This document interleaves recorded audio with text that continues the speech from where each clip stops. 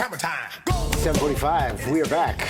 Time to look at movies. A Japanese manga series coming to life. The sci-fi thriller Ghost in the Shell. Yeah, do you remember the 1995 animated cult classic? Scarlett Johansson plays a futuristic cyborg police officer with the brain of a human. Let's get a look. I have to do a deep dive. I have to get inside her memory. Consent required for data download. I give my consent.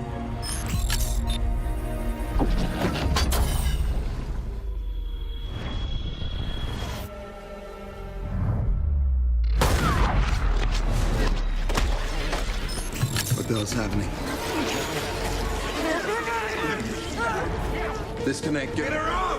I'm trying. Get her out now! Someone down there. Woo! So given this is a series, Yes. it's got a cult following, expectations are high. Yep. How did the story play out on the big screen?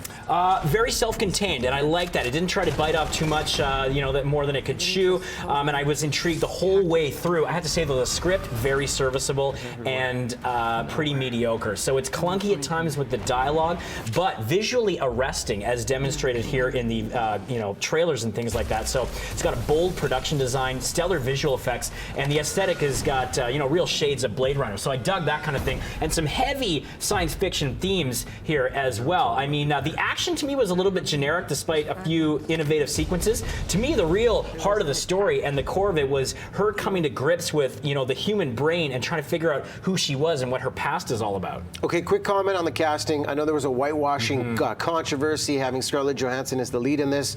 The producer, Stephen Paul, said this isn't just a Japanese story, it's an international story. Was that a distraction? Did they make the right call with the cast? I think they did. I mean, that's a segment we could do, for 10 minutes talking about the whitewashing. We saw this with Matt Damon in The Great Wall. The thing is, if you have a movie over $110 million in budget, you're going to need a Hollywood star attached to it, to lead the film. And I didn't think it was culturally insensitive watching the movie. I thought it really fit the story, and she's very formidable in the role, so I thought that worked fine. And it is more of a story about discovering who you are and looks at those kind of themes, of humanity versus artificial intelligence. So I thought her in the lead there fit that very well. And it's got a diverse international cast as well. You've got a Danish actor, Juliette Binoche is in it, some great Japanese actors, a British woman. So I thought they rounded out the cast very nicely. How many hammers? Doesn't break any new ground narratively, but a worthy addition to the genre. I'm going to go 3 out of 5. 3 out of 5 Yeah. is where we start. Let's go Family Fare, The Boss Baby. Okay, this reminds me of Storks, which came out last year as well.